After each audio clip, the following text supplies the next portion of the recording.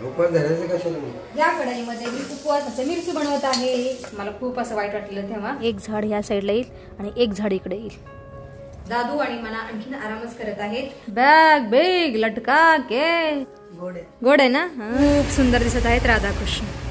आरती नंतर प्रसाद ग्रहण करत. हरे कृष्ण मैत्रिणींनो, स्वागत आहे तुम्हा सर्वांचं. सकाळचे 8 वाजले आता. मी आता टेरेसवरती आलेली आहे आणि आजचं वातावरण खूप छान आहे.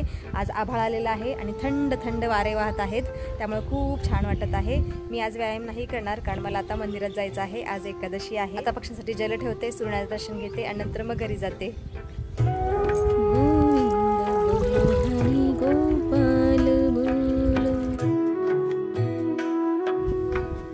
आता सूर्यनारायण दर्शन घेऊयात. सूर्यनारायण ढगाच्या आड आहेत. आदिदेव नमस्तुभ्यं प्रसीदम भास्कर दिवाकर नमस्तुभ्यं प्रभाकर नमस्तुते.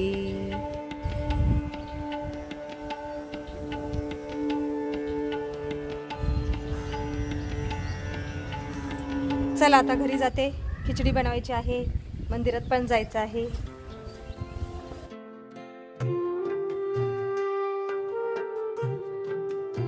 टेरेसवरती जायच्या अगोदर मी इथं बटाटे शिजायला ठेवून गेलेले.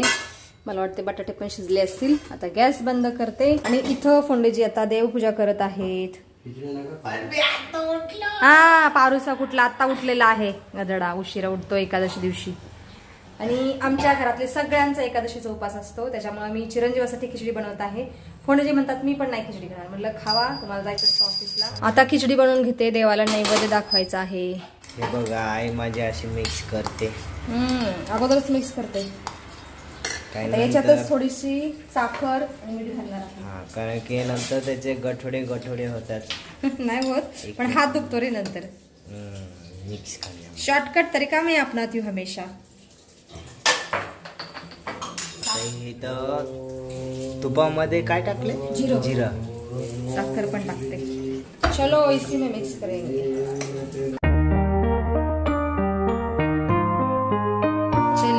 खिचडी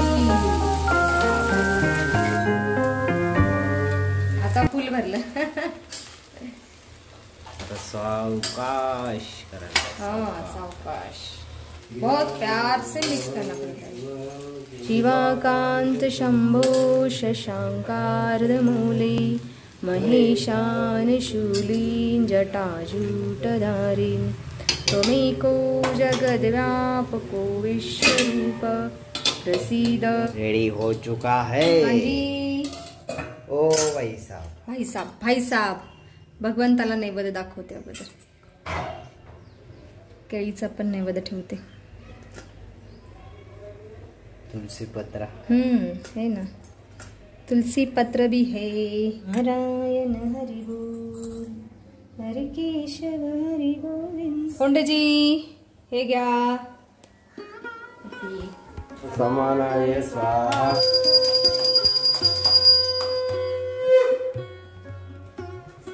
पूजा झाल्यानंतर प्रसाद मिळत आहे माझ्या दादूला पहिल्यांदा.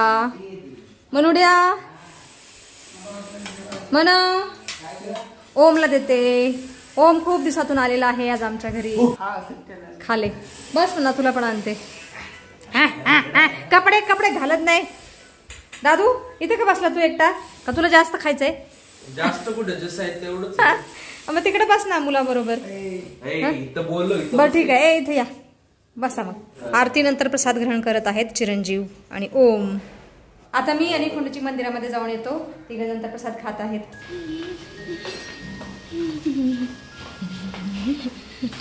आज आभाळ आलेला आहे बघा. वातावरण कसं झालेलं आहे, थंड थंड एकदम थंड हवा येत आहे. क्योंकि हो असं वाटतं की आज पाऊस येणार आहे. रखवालदार आराम करत आहे.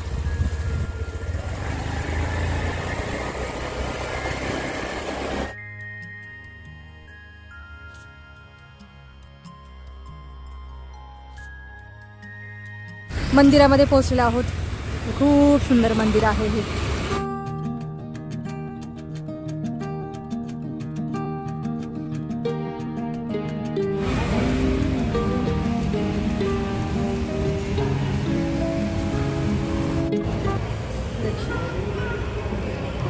आज एकादशीचं दर्शन घ्या राधाकृष्ण भगवानचं.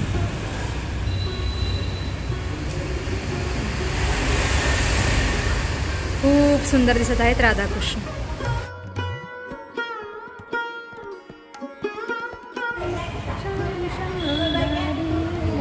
हरे कृष्ण हरे कृष्ण. ही साधूबाबांची समाधी आहे. राधे राधे राधे राधे हरे कृष्ण. जय हो साधू बाबा की शतकोटी प्रणाम साधू बाबा.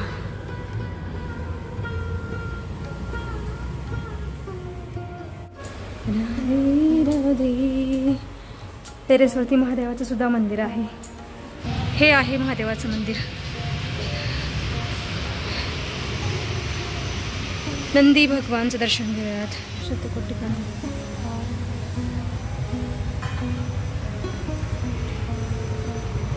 चल महादेवाचं दर्शन घेऊयात. गौरम करुणावतारम संसार सारम भुजगेंद्रहारम सदा वसंतम. दर्शन झालेलं आहे आणि आता घरी निघतो. बसलो सुद्धा.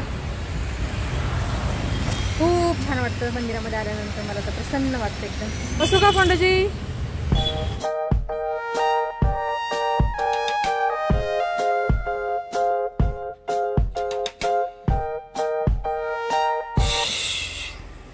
अंजी बिट्टू राजा खाली खिचडी.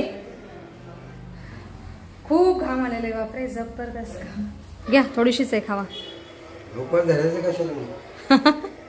तुम्हाला भूक सहन होत नाही म्हणून दिली. आज सकाळपासून आभाळ होतं तर आता पाऊस यायला सुरुवात झालेली आहे.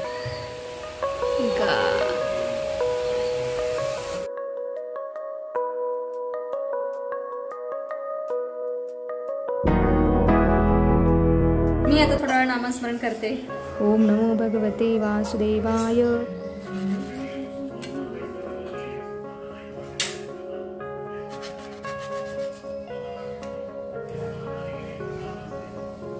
हे घे घे एक. दादू घे. अरे खा आंबा. घे अजून एक. ओम घे ना दाद्या. कुठं खाल्ले आंबे? रूमला. मज्जा आहे तरी. मग कसं आहे आंबा? ओम गोड आहे ना. हा केशर आंबा गोडच असतो. खाल्ले पुतर.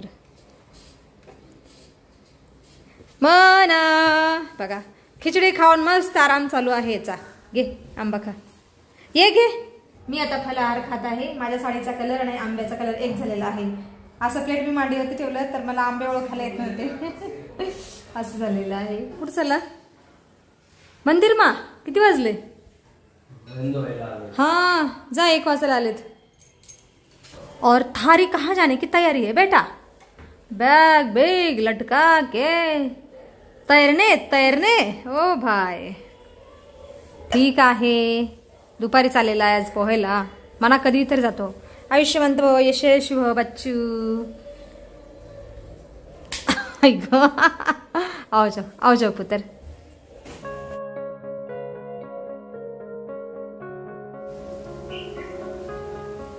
आज आमच्या घरातील सगळ्यांचा एकादशी उपवास असल्यामुळे माझ्या घरातली सगळी कामं आज लवकर झालेली आहेत. किचनवरती कुकरच्या डब्यामध्ये मी नाचणी भिजायला ठेवलेली आहे.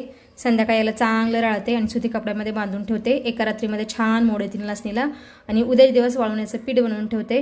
नाचणी शरीरासाठी खूप चांगली असते. नाचणी तशी गुणांनी थंड असते आणि नाचणीमध्ये कॅल्शियम भरपूर प्रमाणात असतात. आणि इथं मी मगाशी 2 आंबे खाऊन ठेवलेले तर त्याच्या 2 कुळ्या ठेवलेल्या आहेत. ह्या कुळ्या मी खाली कुंडीमध्ये नेऊन लावणार आहे. खाली पार्किंगमध्ये कुंडी रिकामी आहे. त्या कुंडीमध्ये ह्या 2 कुळ्या नेऊन लावते. पण आता नाही लावत. थोड्या वेळाने लावते. आता थोडा वेळ आराम करते.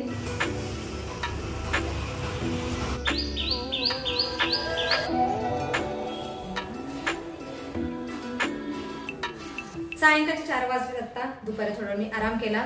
दादू आणि मना आणखीन आरामच करत आहेत आणि मी आता खाली चाललेली आहे. ह्या 2 कोया रिकाम्या कुंडीमध्ये लावते. बघू आंब्याची झाडं येतात का. चला तर मी 2 कोया आणि पाणी सुद्धा घेतलेलं आहे. मिशन आंबा लागवड करते. बघू आंब्याचं झाड येईल का नाही.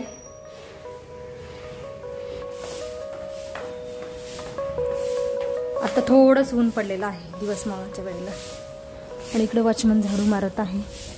एक कुंडी रिकामी आहे. ह्याच्यामध्ये 2 कोया लावते. कुंडीतली माती थोडी उकरते. 2 कोया लावते याच्यामध्ये. चलो एक झाड ह्या साईडला येईल आणि एक झाड इकडे येईल.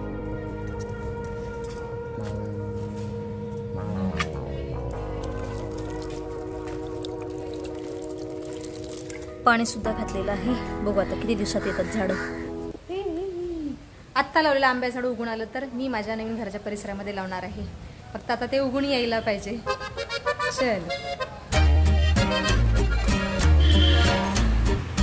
चला हे एक काम झालेलं आहे.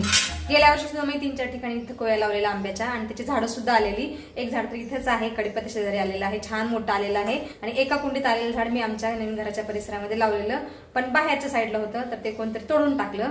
म्हटलं जाऊन दे, मला खूप असं वाईट वाटलेलं तेव्हा. आणि आता एका कुंडीत लावलेलं आहे, अजून एखाद्या कुंडीत लावून ठेवते, म्हणजे दोन्हीपैकी एक तर झाड येईल आणि ते झाड मी आमच्या नवीन घराच्या परिसरामध्ये लावणार आहे. मला झाडं वगैरे खूप आवडतात, त्याच्यामुळे पारिजातचं झाड लावलेलं आहे, कडीपत्त्याचं झाड लावलेलं आहे, आवळ्याचं झाड लावलेलं आहे नवीन घरच्या परिसरामध्ये. सायंकाळचे 6 वाजलेत आता आणि मी आज फळाचं लवकर बनवायला सुरुवात केलेली आहे, कारण माझ्या मनाला खूप भूक लागलेली आहे. एका साईडला हंडीमध्ये भगर शिजत आहे आणि ही भगर मी पातळ खिचडीसारखी बनवत आहे. आणि या कढईमध्ये मी उपवासाची मिरची बनवत आहे. बापरे, छान खरपूस तळलं गेलेलं आहे मिरची सुद्धा. या मिरचीमध्ये मी फक्त जिरं घातलेलं आहे, मीठ घातलेलं आहे आणि आता शेंगदाण्याचं कूट घालत आहे. हे झालं उपवासाचं मिरचू तयार.